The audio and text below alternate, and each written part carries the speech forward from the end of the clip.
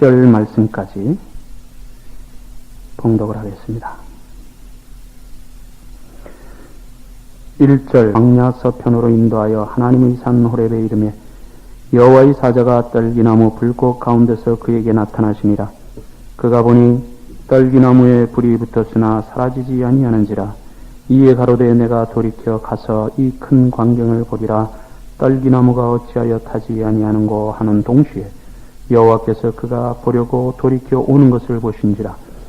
하나님이 떨기나무 가운데서 그를 불러 가라사대 모세야 모세야 하시매 그가 가로되 내가 여기 있나이다. 하나님이 가라사대 이리로 가까이 하지 말라. 너희 선 곳은 거룩한 땅이 내 발에서 신을 벗으라. 또 이르시되 나는 네 조상의 하나님이니 아브라함의 하나님 이삭의 하나님 야곱의 하나님이니라. 모세가 하나님 배우기를 두려워하여 얼굴을 가리우매 여호와께서 가라사대 내가 애굽에 있는 내 백성의 고통을 정명히 보고 그들이 그 간역자로 인하여 부르짖음을 듣고 그 우고를 알고 내가 내려와서 그들을 애굽인의 손에서 건져내고 그들을 그 땅에서 인도하여 아름답고 광대한 땅 젖과 꿀이 흐르는 땅 곧 가나안 족속 헷 족속 아므리 족속 브리스 족속 히위 족속 여부스 족속의 지방에 이르려 하노라. 이제 이스라엘 자손의 부르짖음이 내게 달하고 애굽 사람이 그들을 괴롭게 하는 학대도 내가 보았으니 이제 내가 너를 바로에게 보내어 너로 내 백성 이스라엘 자손을 애굽에서 인도하여 내게 하리라. 아멘. 1950년대, 60년대 전 세계 그 서부 활극이 한창 인기를 끌고 있을 때 서부 활극하면은 대표적인 영화배우 한 사람이 우리들이 마음속에 떠오릅니다. 존 웨인이라고 하는 배우입니다. 그 사람이 이런 말을 했습니다. 내가 죽으면 내 비석에 다음 세 마디 말을 새겨달라 하는 그런 말을 남겼습니다. 그가 남긴 세 마디 말은 가장 못생기고 가장 강하고 가장 품이 있는 사나이, 딱 이렇게 세 마디만 자기 묘비에 새겨달라고 하는 말을 남겼습니다. 만약 여러분들이 여러분의 비석에 새길 말을 남긴다면 어떤 말일까요? 어떤 말을 남길 수 있다고 생각하십니까? 우리가 아는 모세를 한번 생각해 보겠습니다. 여러분, 모세 정도가 되면은 아마 모세의 그 묘비에 쓸 말이 굉장히 많을 것입니다. 난세가 영웅을 만든다 이런 말이 있습니다. 시대가 어려우면은 그 시대 속에는 영웅이 한 사람 이상씩 태어나게 된다고 하는 말입니다. 우리 역사에서도 훌륭한 인물들이 많이 있었습니다. 멀리까지 가지 않더라도 우리 가까운 일제시대 때만 하더라도 훌륭한 민족 지도자들을 우리는 많이 모시고 있었습니다. 그런데 지금은 그 큰 인물들이 나타나지 않습니다. 그럼 그 이유가 무엇이라고 생각하십니까? 여러 가지로 말할 수 있겠습니다만은 지금은 어렵지 않기 때문입니다. 우리가 한 가지 살아가면서 기억해야 될 것은 편안한 환경은 우리 정신을 부패시킬 수 있다고 하는 말입니다. 물론 편안한 환경이 다 나쁘다는 말은 아닙니다만은 그러나 사람들이 그토록 추구하고 원하는 편안한 삶은 상대적으로 우리 사람들이 정신을 부패시킬 수 있다는 사실을 우리는 잊어서는 아니 됩니다. 자, 이런 경우만 놓고 보더라도 우리 사람들에게는 적당한 고난이 필요합니다. 이스라엘 역사에 보더라도 큰 인물들이 많이 나타났는데 거의 대부분 어려울 때, 국가적으로 민족적으로 어려울 때 샛별같이 등장해서 그 문제를 해결했던 그런 훌륭한 믿음의 사람들이 이스라엘 역사, 성경 역사에 많이 기록되어 있습니다. 사사들, 다윗, 사무엘, 엘리야, 이사야, 예레미야 이런 등등의 사람들이 바로 거기에 해당되는 그런 사람들이라고 우리는 생각을 할 수 있습니다. 모세도 예외는 아니었습니다. 야곱이 애굽으로 내려간 뒤 시간이 흐르면서 이스라엘 백성들이 숫자가 늘어나기 시작합니다. 한 민족을 이루시려는 하나님의 계획이 있었기 때문입니다. 400여 년이 지난 후 이스라엘 백성들이 애굽에서 나올 때는 큰 민족이 되는 축복을 받게 되었습니다. 하나님께서 창세기 15장에서 아브라함에게 약속하신 말씀이 400여 년 만에 그대로 역사 속에 성취되었다고 하는 말입니다. 이스라엘 민족의 숫자가 늘어나면서 애굽 사람들은 이스라엘 민족에 대해 상대적으로 두려움을 느끼게 되었고, 그래서 결국 그들이 취한 방법이 이스라엘 민족들을 탄압하는 정책을 쓰기 시작했습니다. 핍박이 가장 심해지던 때, 가장 심해졌을 때 모세는 태어났습니다. 우리가 아는 대로 하나님께서는 모세를 통해서 큰 일을 행하셨고, 그 결과 모세는 이스라엘 사람들뿐만이 아니라 오늘 많은 그리스도인들에게도 잊을 수 없는 그런 사람이 되어져 있습니다. 당시 애굽은 가장 강한 힘을 가지고 있었던 나라입니다. 고대 역사에 봐서 이 애굽의 힘은 거의 절대적이라고 말할 수 있었을 만큼 그러한 큰 힘을 가지고 있었습니다. 우리가 잘 아는 대로 인류 4대 문명이 일어났던 것이 바로 이 애굽이었고, 그 당시 최고의 군사력을 가지고 있었으며 당시 무적이라고 말하는 전체 부다리를 거느리고 있었던 나라가 바로 이 애굽이었습니다. 자, 이런 강대국 애굽과 소나 기르고 양이나 치던 목동민족, 목축민족인 이스라엘하고라 여러분 한번 비교해 보십시오. 비교 자체가 되지 않습니다. 게다가 이스라엘은 민족은 있었지만 나라가 없었던 그런 서려움을 당하던 사람이었습니다. 민족은 상당히 많은 민족으로 번성하였지만 나라가 없었기 때문에 바로 이 애굽이라고 하는 한 지역, 한 땅에 거기에 모여서 살고 있었던 그런 서러운 민족이었습니다. 민족이 있으나 나라가 없을 때의 고난과 어려움, 그건 우리가 말로 표현할 수 없죠. 최근 우리 역사도 바로 그런 역사가 있었습니다. 36년 동안 일본에게 주권을 뺏기고 민족은 있었는데 주권이 없었던 그런 서러움을 우리는 가지고 있습니다. 오늘날도 그런 민족이 있습니다. 터키, 이란 등지에 흩어져 온갖 서름과 고난을 다 받고 살아가는 쿠르드족들이 바로 그러한 민족입니다. 이스라엘 사람들에게 쫓겨나 살고 있던 땅을 뺏겨서 지금 중동 여러 지역에 흩어져 살고 있는 팔레스타인 사람들도 역시 그런 부류의 사람이라고 우리들이 볼 수 있습니다. 핍박과 서러움이 쌓이던 어느 날 하나님께서 하나님의 백성을 위해서 일을 시작하셨습니다. 하나님은 모세를 부르셔서 핍박과 서러움이 하늘까지 사무쳐 있었을 때 이스라엘을 구원해내시려는 계획에 착수하셨다고 하는 말입니다. 오늘 출애굽기 3장은 이스라엘 민족의 위대한 구원자 모세가 하나님께로부터 부름을 받는 그런 장면이 나오고 있습니다. 출애굽기 2장 마지막 23절을 한번 읽습니다.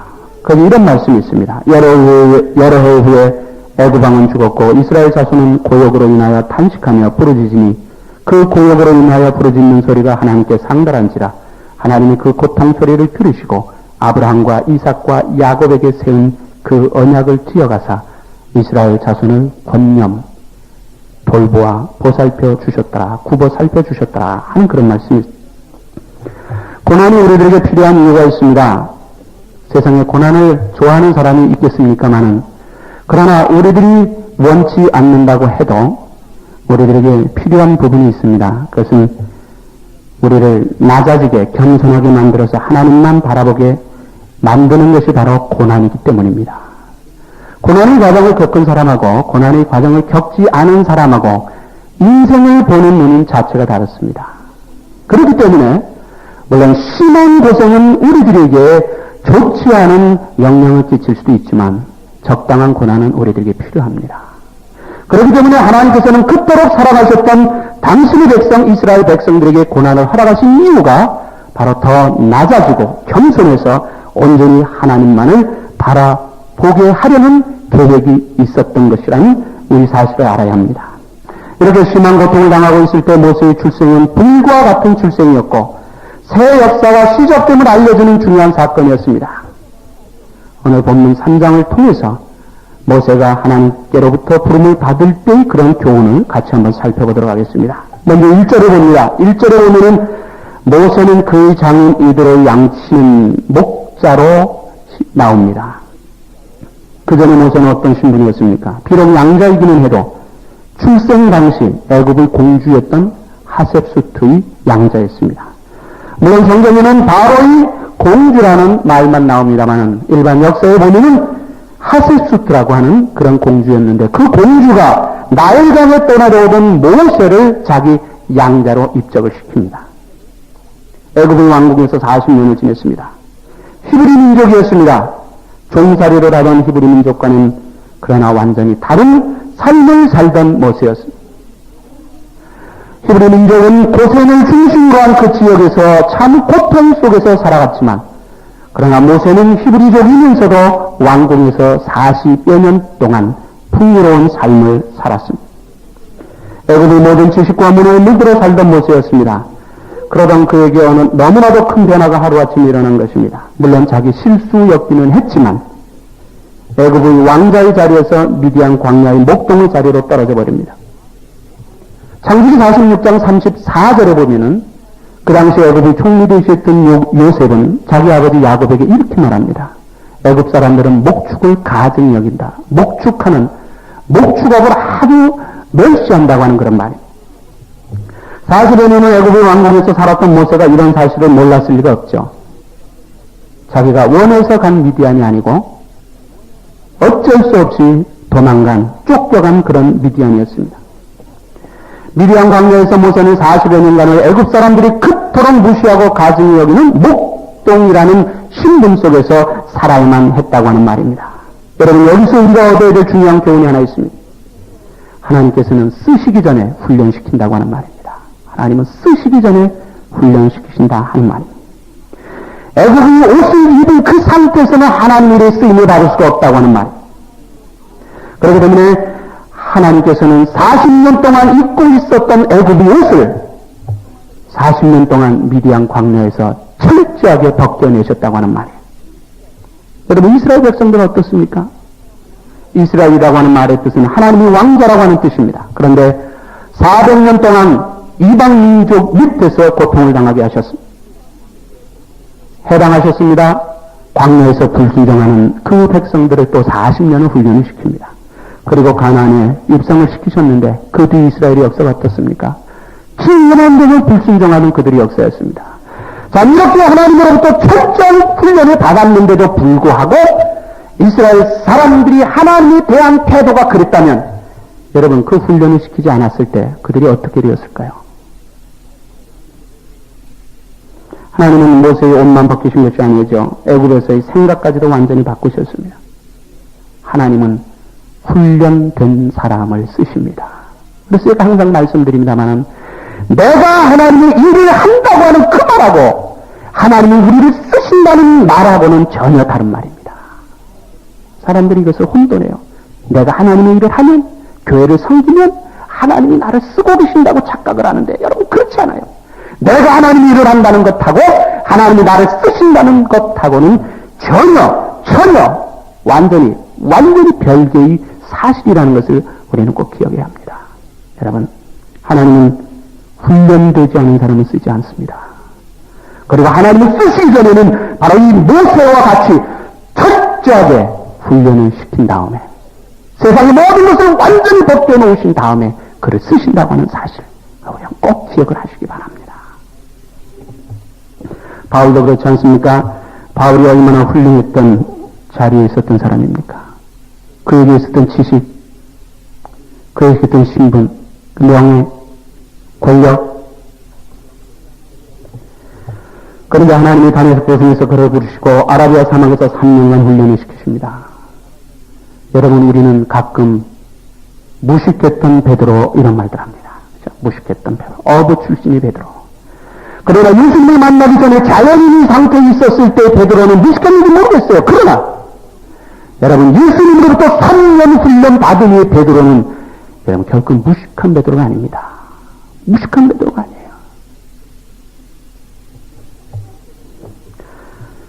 여러분, 세상에서도 어떤 일을 시키기 위해서는 그 분야에 훈련된 사람을 찾습니다.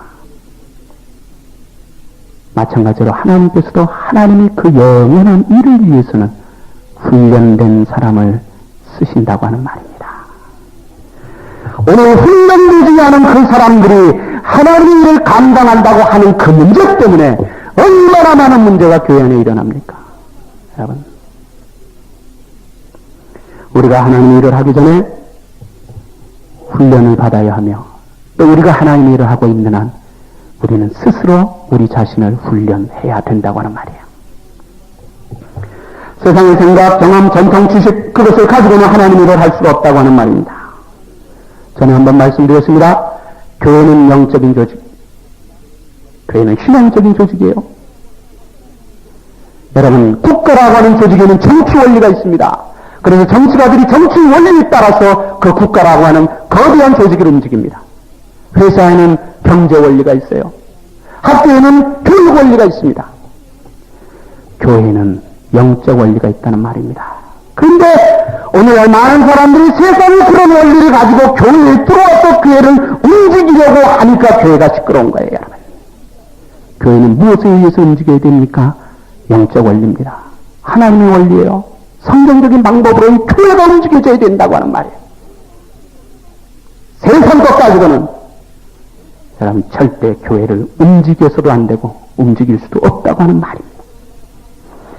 그러기 때문에 하나님께서는 하나님이 백성을 구원하기 시작하는 원대한 계획을 가지고 계셨기 때문에 애굽에서 40년 동안 훈련된 그 모세를 미디안으로 옮기셔서 거기서 철저하게 완전히 벗기셨다고 하는 사실, 그 작업을 먼저 하셨다는 얘기예요.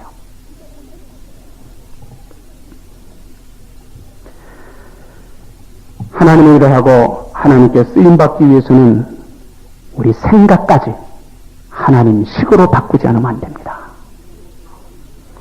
디모데후서 2장 21절에 자기를 깨끗게 하여 주인을 쓰시기에 합당하다는 말씀이 있습니다. 결국 그것은 무엇입니까?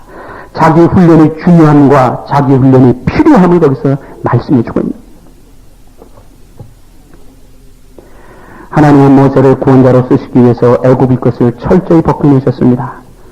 완전히 낮추시는 훈련을 40년 동안 하셨다는 말입니다.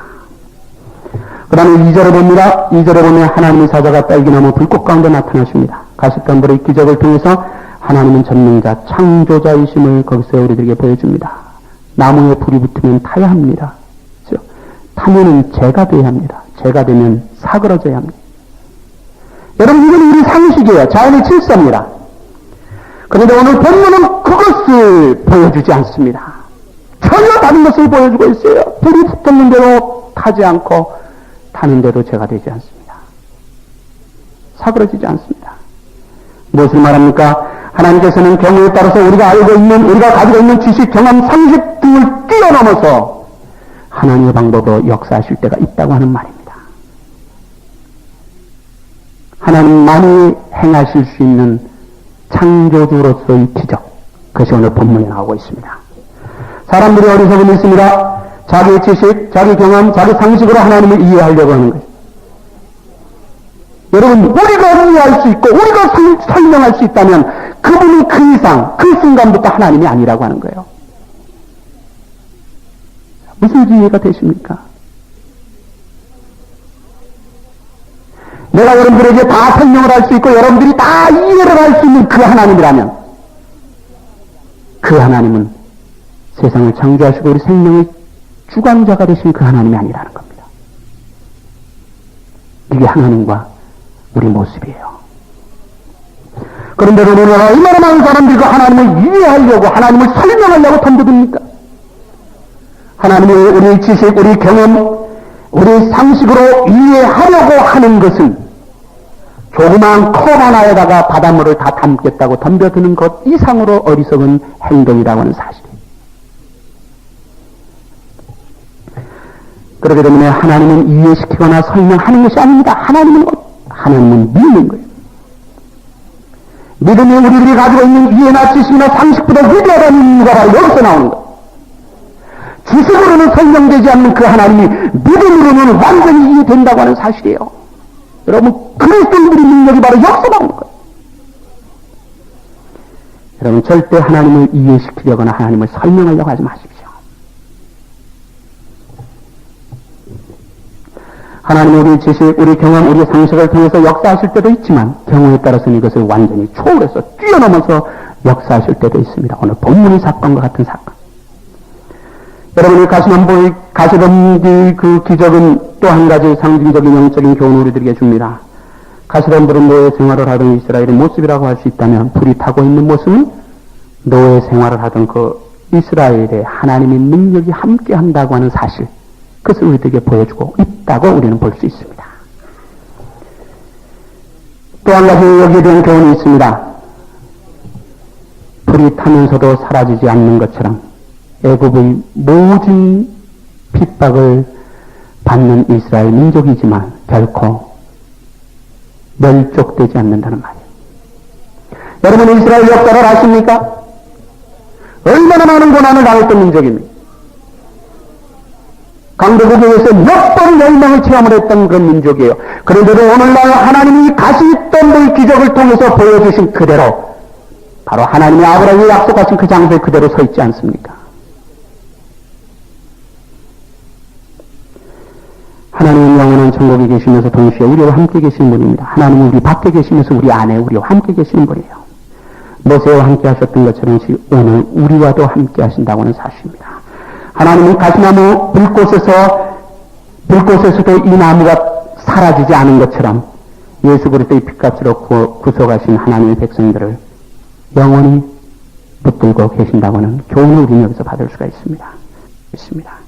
우리가 세상에서 담대해야 할 이유가 바로 이겁니다. 주님이 우리와 함께 하신다. 주님이 우리와 함께, 하나님의 능력이 우리와 함께 하신다는 그 사실이 우리로 하여금 담대하게 만들어준다고 하는 겁니다. 여러분, 세상에 무엇이 우리를 담대하게 만듭니까? 세상에 어떤 것이 죽음 앞에서도 우리를 담대하게 만들 수 있느냐 말이에요. 여러분, 하나님을 향한 믿음 외에는 없습니다. 믿음이 위대하다는 이유가 바로 여기. 4절을 봅니다. 4절에 보면은 하나님께서 모세를 2번 부르십니다. 모세에 대한 하나님의 깊은 관심이요, 하나님께서 모세를 부르신 목적이 있습니다. 아브라함에게 약속하신 대로 그의 후손을 통해서 한 민족을 이루게 하시려는 큰 계획이 있으셔서 하나님이 모세를 직접 찾아오셔서 부르신 것. 하나님이 모세의 이름을 2번씩이나 반복해서 부르신 것에서 우리는 한 가지 교훈을 찾아내야 합니다. 이름은 그 사람의 인격을 의미하죠. 인격을 의미합니다. 애굽 사람들이 가증히 여기며 멸시하는 목동으로 부르신 것이 아니고 이제 하나님의 위대한 사역을 행해야 하는 사역자이며 동시에 한 인격자로 모세를 부르셨다고 하는 사실입니다. 사람들은 모세를 양치는 목동, 일개 양치는 목동으로 보았을지 모르지만 하나님은 모세를 결코 그렇게 보지 않으셨다는 사실이에요. 하나님은 모세를 양치는 목동으로 보신 것이 아니고 하나님의 사역자로 보셨다고 하는 거예요. 그것이 바로 하나님의 모세를 2번 부르신 그 속에, 부르심 속에 들어있는 교훈이라는 말입니다. 우리가 아무리 밑바닥에 떨어진다고 해도, 세상 사람들이 혹시 우리를 멸시한다고 해도 하나님은 결코 우리를 그렇게 보지 않으신다는 거예요. 하나님은 우리를 하나님의 형상대로 창조된 예수 그리스도의 피로 구속된 하나님의 자녀로 보신다고 하는 사실입니다. 예수님께서 이 세상에 계실 때 우리에게 그 사실을 보여주시지 않았습니까?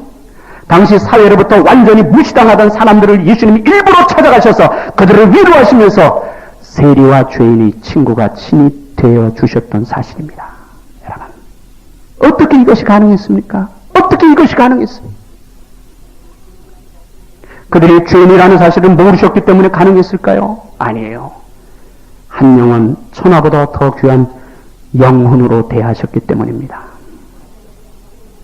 마찬가지로 하나님은 모세를 양치기로 보신 것이 아니라 하나님의 사역자로 보셨다는 거예요. 세상 사람들은 사람들을 말할 때, 볼 때 신분에 따라, 지위에 따라, 지식 유무에 따라, 있고 없고에 따라서 대합니다. 그러나 하나님은 우리를 그렇게 대하지 않으신다는 거예요. 하나님은 우리를 하나님의 형상대로 창조된 한 영혼 한 영혼 한 영혼으로 대하신다고 하는 사실. 여러분, 그렇지 않습니까? 이것이 우리에게 소망이 된다는 거예요. 바울은 고린도전서 1장에서 이렇게 말합니다. 세상에 문벌 좋은 자도 많고요, 지혜 있는 자도 많고요, 학식 있는 자도 많고요, 부자도 많고 그러나 하나님은 그들을 부르시지 아니하고 천한 우리를 부르셔서 하나님의 복음의 증인을 삼으셨다는 말은 하나님의 능력이에요. 그러게 되면 하나님의 능력은, 십자가의 능력은 무엇입니까? 천한 자가 귀하게 되는 능력이 거기 있다고 하는 사실이에요. 바로 그러한 십자가의 원리, 하나님의 원리에 의해서 오늘 우리가 하나님의 백성으로서 소망의 삶을 살아가고 있다고 하는 사실입니다. 하나님이 모세를 부르신 것처럼 우리를 부르십니다. 하나님의 부르심에는 두 가지 부르심이 있죠. 하나는 구원을 위한 부르심이 있고요. 하나는 사명을 위한 부르심이 있습니다. 구원을 위한 부르심이 있었기에 하나님의 자녀가 되는 축복을 받았고요. 사명을 위한 부르심이 있었기 때문에 오늘 우리가 각자의 직분에 따라 주님을 섬기는 축복을 받을 수 있었다고 하는 말이에요. 여러분, 바울의 경우를 보십시오. 사도행전 9장에서 부활하신 주님을 다메섹 도성에서 만날 때는 구원을 위한 부르심이었다고 볼 수 있고, 사도행전 13장 안디옥교회를 통해서 세계 선교사로 선별될 때는 사명을 위한 부르심을 받았다고 우리는 구분해서 생각할 수가 있습니다. 하나님께서 우리를 부르셔서 구원해 주셨기 때문에 우리는 하나님의 영광을 위해서 살아야 하고, 하나님이 우리를 부르셔서 사명을 주셨기 때문에 우리는 땅 끝까지 복음의 증인으로서의 삶을 살아야 된다고 하는 말입니다. 5절을 봅니다. 5절에 보면 너희 선 곳은 거룩한 땅이니 네 발에서 신을 벗어라. 여러분, 이 말씀 속에서 무엇을 볼 수 있습니까? 하나님은 거룩하신 분이, 죄의 자리에서는 거룩이라고 하는 단어를 온전히 이해하지 못합니다. 여러분, 우리가 천국 가기 전까지는요, 하나님이 거룩하시다 하는 것을 우리는 피상적으로 그냥 대충 하는 것이지, 하나님이 거룩이 어떤 상태인지는 우리는 모릅니다. 천국 가기 전까지는 몰라요. 그렇기 때문에 죄의 자리에서는 거룩을 이해하지 못한다고 하는 말입니다. 하나님은 인간과 함께 계시면서 동시에 인간과는 구별되신 분이죠. 그러면서 또 하나님은 우리 인간과, 죄 있는 인간과 교제하기를 원하십니다. 그런데 우리 인간은 우리 신을 신은 상태에서는 거룩하신 하나님과 교제할 수가 없습니다. 우리가 하나님 앞에 나가 하나님과 교제하기 위해서는 우리 발에서 신을 벗어야 된다고 하는 말입니다. 그러면 발에서 신을 벗어야 된다는 것이 과연 무슨 뜻일까요? 우리 죄의 모습을 가지고는 하나님께 나갈 수 없다고 하는 말입니다. 신을 벗는다고 하는 것은 영적인 의미에서 우리 매일매일 순간순간의 죄를 하나님 앞에 내어 놓는 것을 의미합니다. 여러분, 우리가 우리 삶 속에, 우리 마음 속에 죄악을 품고 있는 한 하나님 우리 기도를 듣지 않으신다고 말합니다. 하나님과 교제할 수 있다는 것은 축복입니다. 그런데 이 축복은 반드시 우리 발에서 죄악의 신을 벗은 상태에서만이 누릴 수가 있다고 하는 말입니다. 이사야가 하나님의 영광을 보았을 때 화로다 나야 망하게 되었더라, 죽게 되었도다 탄식하였습니다.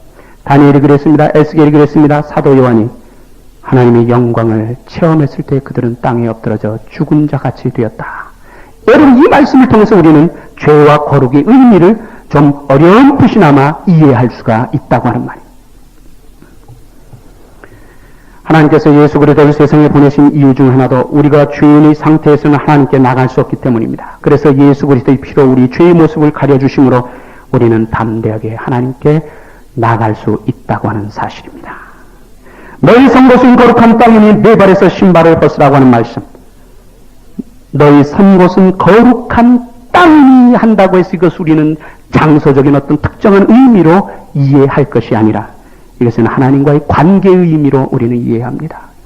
비록 하나님께서는 내가 선 곳은 거룩한 땅이라고 하는 장소적인 그 의미의 단어를 사용은 하셨지만 이 말씀 속에 들어있는 더 중요한 의미는 하나님과 모세와의 그 관계를 거기서 말씀해주고 있다는 말입니다. 오늘 이것이 우리들에게 어떤 교훈을 줍니까? 어떤 특정한 장소가 아니라 하나님과 나와의, 여러분과의 그 관계, 날마다의 관계를 모르시는 하나님의 의미가 여기 들어있습니다. 여러분은 날마다 순간마다 하나님 앞에서 어떤 관계를 가지고 살아가십니까? 우리는 영원한 멸망에서 구원받아 신앙의 소망의 삶을 살아가고 있다고 할지라도 여러분, 우리는 아직 죄의 문제를 완전히 해결하지 못하고 살아가기 때문에 우리는 순간순간 날마다 우리 발에서 신을 벗는 그런 삶의 모습이 있어야 합니다. 예수님께서 베드로에게 말씀하신 대로 발을 씻는 삶, 그리고 우리 크고 작은 허물을 하나님께 내어놓고 회개하면서 예수 그리스도를 닮아가는 삶이 날마다 우리 삶 속에 있어야 된다고 하는 말입니다. 하나님이 모세를 쓰시기 위해서 40년간 입었던 애굽의 옷을 40년간 철저하게 벗기시면서 훈련을 시키셨습니다. 하나님은 가시덤불이 기적에서 보여주신 대로 우리 밖에 계시면서 우리 안에 계시는 분입니다. 그래서 가시덤불과 같은 우리 삶이지만 능력으로 하나님이 함께 하시기 때문에 우리 이렇게 소망의 삶을 살아갈 수 있다고 하는 말입니다. 그리고 하나님은 모세를 양치기가 아닌 하나님의 사역자로 보고 계십니다. 부르셨습니다. 그리고 우리에게도 이 사명을 주시기 위해 부르셨다는 사실을 우리는 결코 잊어서는 안 됩니다. 죄의 신을 신고는 하나님과 교제할 수 없기 때문에 우리는 날마다 말씀과 기도로 우리 발에서 죄의 신을 벗는 그런 결단의 모습이 있어야 합니다. 모세와 같이 하나님의 집에 충성하는 귀한 삶이 되시기를 주님의 이름으로 축원합니다. 기도드리겠습니다. 전능하신 하나님 은혜와 사랑을 감사합니다. 오늘도 주님의 백성들 주님 앞에 불러주시고 오늘도 우리가 예배를 통해서 말씀을 통해서 우리가 하나님께 우리 자신을 드리며 하나님이 우리에게 주시는 귀한 교훈을 서로 나눌 수 있게 하심을 인하여 감사합니다. 모세를 생각합니다. 하나님 애굽에서의 그 풍요로운 삶을 살던 그였지만 하나님께서 그를 쓰시기 위해서 미디안 광야로 인도하셔서 하나님 철저하게 훈련시키셨던 것을 우리도 봅니다. 하나님 우리도 날마다 하나님의 뜻에 훈련되기를 원합니다. 사도 바울이 고백을 기억합니다. 내가 내 몸을 쳐 복종케 하면 내가 날마다 죽는다고 하는 그 사도 바울의 고백대로 우리도 날마다 말씀과 기도로 우리 자신을 훈련함으로 하나님이 이를 위해 귀하게 쓰임받는 복된 은혜가 넘치게 하여 주옵소서. 예수님의 귀하신 이름으로 기도드립니다. 아멘. 3장 1절 말씀부터 10절 말씀까지 봉독을 하겠습니다. 1절 봉독 시작합니다. 모세가 그 장인 미디안 제사장 이드로의 양무리를 치더니 그 무리를 광야 서편으로 인도하여 하나님의 산 호렙에 이르매 여호와의 사자가 떨기나무 불꽃 가운데서 그에게 나타나시니라. 그가 보니 떨기나무에 불이 붙었으나 사라지지 아니하는지라. 이에 가로되 내가 돌이켜 가서 이 큰 광경을 보리라. 떨기나무가 어찌하여 타지 아니하는고 하는 동시에 여호와께서 그가 보려고 돌이켜 오는 것을 보신지라. 하나님이 떨기나무 가운데서 그를 불러 가라사대 모세야 모세야 하시매 그가 가로되 내가 여기 있나이다. 하나님이 가라사대 이리로 가까이 하지 말라. 너희 선 곳은 거룩한 땅이 내 발에서 신을 벗으라. 또 이르시되 나는 내 조상의 하나님이니 아브라함의 하나님 이삭의 하나님 야곱의 하나님이니라. 모세가 하나님 배우기를 두려워하여 얼굴을 가리우매 여호와께서 가라사대 내가 애굽에 있는 내 백성의 고통을 정명히 보고 그들이 그 간역자로 인하여 부르짖음을 듣고 그 우고를 알고 내가 내려와서 그들을 애굽인의 손에서 건져내고 그들을 그 땅에서 인도하여 아름답고 광대한 땅 젖과 꿀이 흐르는 땅 곧 가나안 족속 헷 족속 아무리 족속 브리스 족속 히위 족속 여부스 족속의 지방에 이르려 하노라. 이제 이스라엘 자손의 부르짖음이 내게 달하고 애굽 사람이 그들을 괴롭게 하는 학대도 내가 보았으니 이제 내가 너를 바로에게 보내어 너로 내 백성 이스라엘 자손을 애굽에서 인도하여 내게 하리라. 아멘. 1950년대, 60년대 전 세계 그 서부 활극이 한창 인기를 끌고 있을 때 서부 활극하면은 대표적인 영화배우 한 사람이 우리들이 마음속에 떠오릅니다. 존 웨인이라고 하는 배우입니다. 그 사람이 이런 말을 했습니다. 내가 죽으면 내 비석에 다음 세 마디의 말을 새겨달라 하는 그런 말을